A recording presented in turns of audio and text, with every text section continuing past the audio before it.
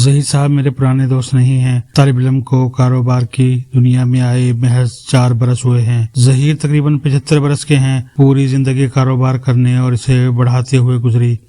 سارا دن مصروف رہتے ہیں۔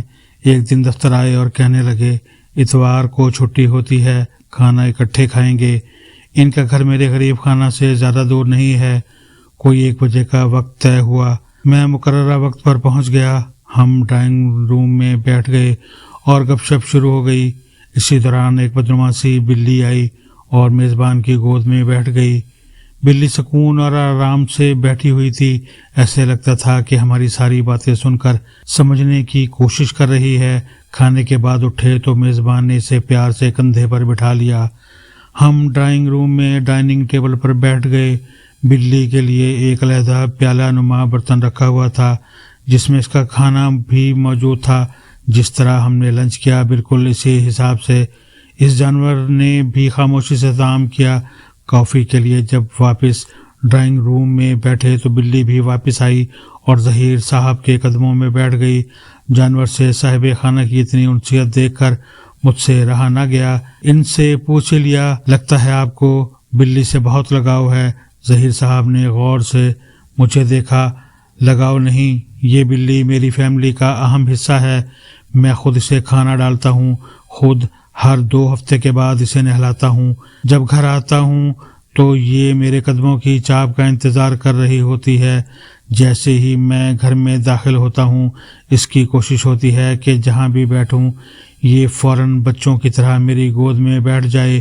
میں بولا اس پالتو جانور سے آپ کا لگاؤ واقعی بہت زیادہ ہے۔ ظہیر صاحب نے بھرپور کہا لگایا اور کہا کہ میں نے کاروبار دراصل اس جانور سے سیکھا ہے۔ میرے لیے جواب آئی سے حیرت تھا۔ ظہیر صاحب نے کہا کہ ڈاکٹر تم نے میری دکھتی رگ چھیڑ دی ہے، ذرا غور سے بات سنو۔ آج سے ٹھیک 15 برس پہلے میں کاروبار میں بری طرح ناکام ہو گیا۔ دفتر کا کرایہ دینے کے پیسے تک نہیں رہے، گاڑی بک گئی، گھر بیچ کر کرائے کے 5 مرلے کے گھر میں منتقل ہو گیا۔ بیوی بچے بھی سخت اذیت میں چلے گئے۔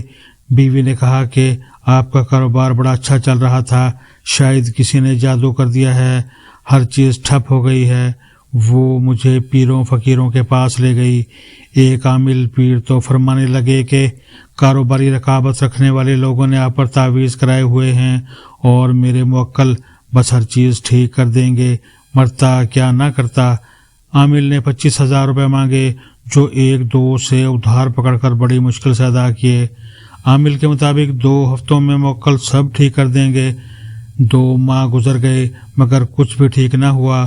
میرے اوپر قرض چڑھ چکا تھا، لوگ پیسے مانگنے آتے تھے اور میں ہاتھ جوڑ کر مہلت لیتا تھا۔ ایک دن فیصلہ کیا کہ اب زندگی کا کوئی فائدہ نہیں، لہٰذا اس بیکار زندگی سے نجات حاصل کر لینی چاہیے، مطلب یہ کہ خودکشی کر لینی چاہیے۔ فیصلہ کیا کہ چلتی ٹرین کے سامنے کود جاؤں گا۔ ریل کی پٹڑی کوئی 10 منٹ کے فاصلے پر تھی۔ خاموشی سے اپنی زندگی ختم کرنے کے لیے پیدل روانہ ہو گیا۔ ہر چیز کو حسرت سے آخری بار دیکھ رہا تھا۔ بیوی بچوں کو بتایا کہ ایک دوست سے ملنے جا رہا ہوں، ذرا دیر ہو جائے گی۔ اپنے کمرے میں خط لکھ کر چھوڑ دیا کہ میں آپ سب سے شرمندہ ہوں کہ ایک اچھی زندگی نہیں دے پایا اور ایک ناکام زندگی گزارنے سے بہتر ہے کہ بس اسے ختم ہی کر لوں۔ خط میں سب سے معافی مانگی اور دعاؤں کی درخواست بھی کر دی۔ پٹڑی سے تھوڑا سا پہلے کافی کھدائی ہوئی تھی۔ اس میں ایک گڑھا تھا جو بہت گہرا معلوم ہو رہا تھا۔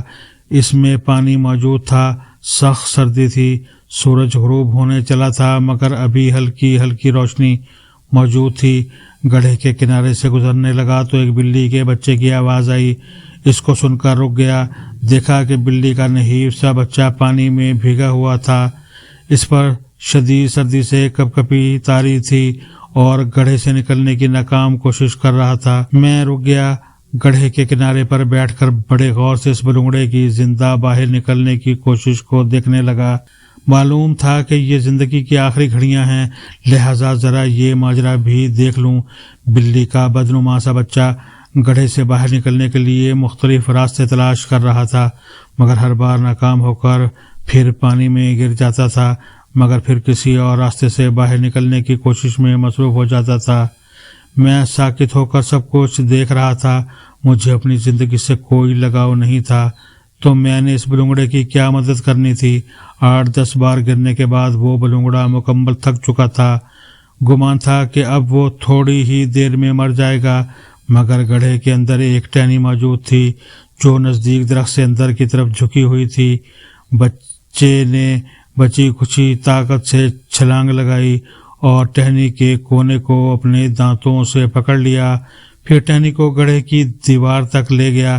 اس کے بعد اپنے پنجوں کو مٹی میں گاڑ کر آہستہ آہستہ باہر آ گیا۔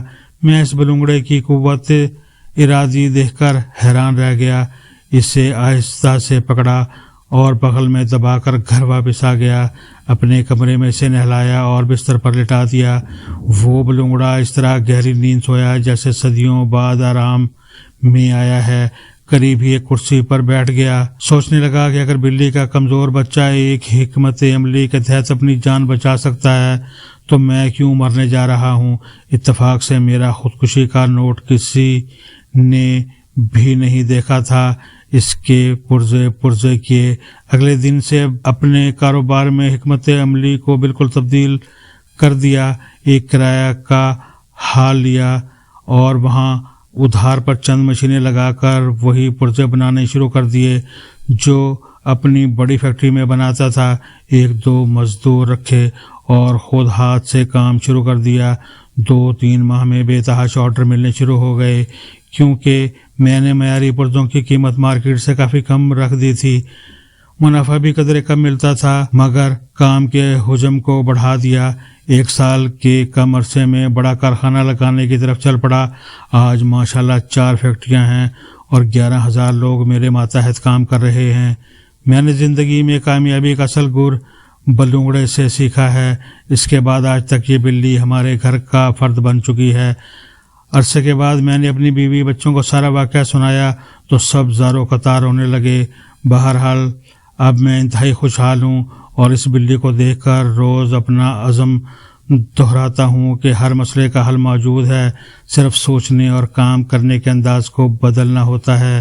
عرض کرنے کا مقصد ہے کہ ہر انسان کی عملی زندگی میں کامیابیوں کے ساتھ ساتھ ناکامیوں کا کونا بھی ہوتا ہے۔ کئی بار ہمیں اپنی غلطیوں کا احساس نہیں ہوتا، ہم ضعیف الاعتقاد بن جاتے ہیں، مگر اپنی ناکام حکمت عملی کو بدلتے نہیں ہیں۔ زندگی کا سب سے بڑا سبق یہ ہے کہ ہر ناکامی کی ایک عمر ہوتی ہے۔ اپنے سوچنے اور کام کرنے کے انداز کو تبدیل کر کے کامیابی حاصل کی جا سکتی ہے۔ کوئی ناکامی دائمی نہیں ہوتی، اسے شکست دی جا سکتی ہے۔ اگر ایک بلی کا بچہ شدید سردی میں گڑھے سے باہر نکل سکتا ہے تو ہم محنت کر کے اپنا مقدر کیوں تبدیل نہیں کر سکتے؟ آپ جب بھی مایوس ہوں اور کوئی راستہ نظر نہ آئے تو اس بلونگڑے کی ہمت اور زندہ رہنے کی جد و جہد کو ذہن میں ضرور لائیں۔ خدا کے فضل سے ہر ناکامی ختم ہو جائے گی اور کامیابی آپ کے قدم چومے گی۔